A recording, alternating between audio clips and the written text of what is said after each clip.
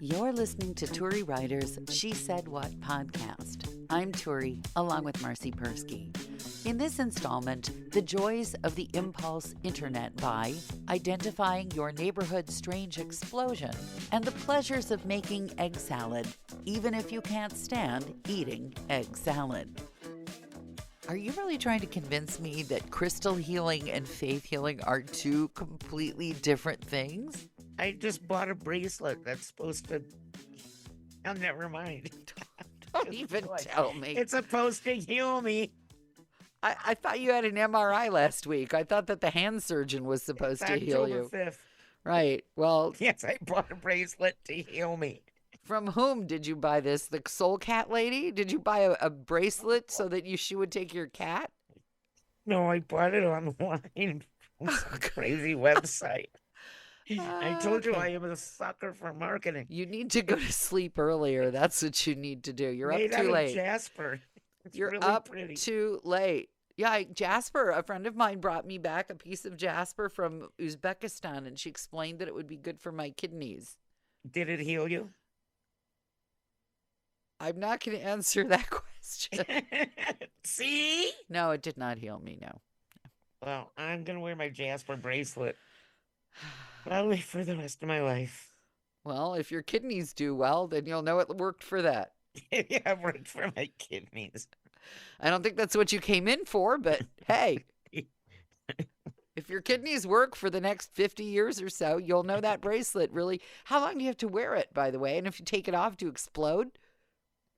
I take it off at night. I can't sleep with anything, Oh, any kind of jewelry at night. speaking of exploding, Yeah. we had a big emergency event in our neighborhood. Yesterday, I guess it was, maybe day before, there was this flurry of emergency vehicle activity. I mean, a lot, really a lot. Fire engines and police cars and unmarked police cars and ambulances and then, of course, the rumor mill. This is how you know you can't believe anything. First, my girlfriend sends me a text and says, I hear there was a gas leak on the block next to you. And I'm thinking, they probably, if it was the block next to me, they would have cleared me out too. So I don't think it was that. Then somebody else says, oh, there was a fire. The guy who has the biggest house on the next block. It's a big house. It's like Yeah. 4 of our houses is this guy's house. And he's a bit of a private part. So he's a bit of a private part. And so we A were man's private part yes, or a the woman's man's private no, part? he's kind of a man's private part. It's his house, and all the crews are parked in front. And the second rumor person sees the spousal unit walking the dog and tells him there's a big fire, which doesn't completely explain all of the utility trucks that are now parked on the block. If the third rumor vendor is to be believed, this third rumor vendor helpfully posting to the neighborhood Facebook page, it was a fire due to one of those lithium batteries that exploded. Oh. Yeah.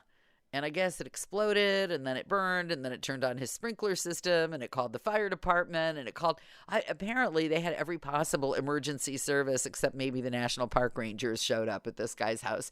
And he's very proud, and to be fair to him, even though he is a bit of a male appendage, he has restored this house in our funky, used to be really, really, really dangerous neighborhood. He has lovingly restored it. Every detail is perfect, which is why I'm sure it really sucked for him that the fire department came in through the perfectly restored, perfectly cleaned, perfectly reset, antique, multi-pane leaded glass front window. That would suck. Oh, yeah. So I guess his whole family's eating out on the front porch because apparently everything that isn't smoky is wet. I'm afraid of lithium batteries, but I don't really know what they are or what's in them. Well, But they're in your I phone. remember those hoverboard things were exploding Yeah. a couple of years ago. Well, people's cars. There was a dual Tesla fire in Yeah, the I Bay remember Area. that. The His and Tesla hers fire. his and hers burnt theirs to the ground. So, Yeah, that's yeah. what they get for being rich. You don't have to be. You know what? I will tell you that you can buy a basic Tesla for less than the price of a new Subaru. So, It's not Yeah. for rich people just anymore. But I understand about lithium batteries being dangerous because I used to have one of those phones that if it even got a little hot, all of a sudden it would start burning your hand off. If Yeah. yeah, like my phone, if I leave it in the seat of the car so that normally something would get a little warm, it can't regulate itself. It just starts to get hotter and hotter and hotter until you can't even touch it and you have to turn it off. So Early computer laptops were like that. it I remember like typing on a blanket because it would burn my legs. my girlfriend burnt the lacquer off my dining table one time. Nice. Yeah. And I always have a pad on the dining table, but I wanted her to be impressed at my housekeeping. She was coming to visit. So the only ever time that I took the pad off the dining table, I come down in the morning.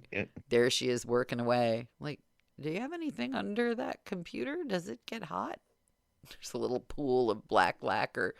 Oh no. Yeah, No, well. no, no, no, Oh, no. well. At least it didn't burst into flame and all the fire department didn't come. So, that's good, right? That's a win. Oh, you know what? Yeah. Cycling back a Yes. little bit Yes.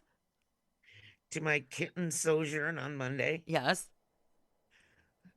The reason why, I mean, of course, to you, the whole thing's bad.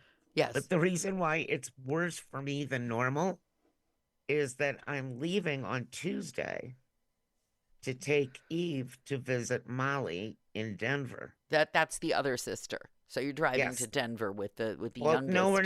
not. We're driving to Las Vegas and flying out of Vegas because flights from Flagstaff to Denver 2 months ago were $150 round trip, But now, 1,025. what happened? Don't ask me, but I'm not paying 1,025 to fly from Flagstaff to Denver. I'd like to know I'll, who does. I'll people obviously do because I went to the websites because I didn't believe it when I saw it. Maybe So maybe the airline went under and this is just their way of not having to say they went under is to price the tickets at such a oh, point that nobody actually buys them and then they can pretend it, that they're still in business. it's a major airline. Oh, never mind. Two of them, Uh, yeah. So yes, we're gonna drive the 3 hours to Las Vegas, hang out in the why don't you airport. just bring some kittens to Las Vegas and have them neutered there? Get two I things should. done I at know. once. There is a low cost spay and neuter in Vegas. Yeah, who needs But this back and forth 6 hours and 40 pooping kittens in your truck? Who needs well, this? the worst part for me is going down into the valley where it's like desert hot. Well, as far as volunteering right before you have something else important to do, I totally understand. I spent today preparing with one girlfriend, shopping for and preparing a meal for 40 people. Holy moly. Yeah, a meal for 40 people. And I had fun. I always have fun with her. And tomorrow I get to get in a car and go to a wedding that's far away. It's in Detroit. We're driving to Detroit. I Yeah. made egg salad for dinner. Does that Did I told you about my terrible brush with egg salad overload? No, you didn't, I Oh don't my think. gosh. I offered the last time there was a luncheon that I offered to make for 40 people for this community group. It there was a lovely couple who said, "We would like to contribute to the cost in honor of our anniversary." And I said, "That's lovely. And is there anything particular that you would like to have?" And the wife said, "Well, Miles really likes egg salad. And egg salad is probably the most labor intensive simple food you can make. It really is. I mean, it's just, How so? well, you have to sit there and boil all the eggs, and then you have to peel Oh, all the eggs. I buy them D- already boiled because Oh. I don't know how to boil eggs. So for most people, you have to boil all the eggs, Okay. peel all the eggs, chop up all the eggs, and I kind of went overboard. I didn't quite know how many. So I went to Costco and I bought 2 flats of eggs. Like, I don't even know, like 3 dozen, said 5 dozen, 5 dozen, that's 10 dozen eggs. So it's 120 eggs. 120 eggs to boil, to peel, to mash.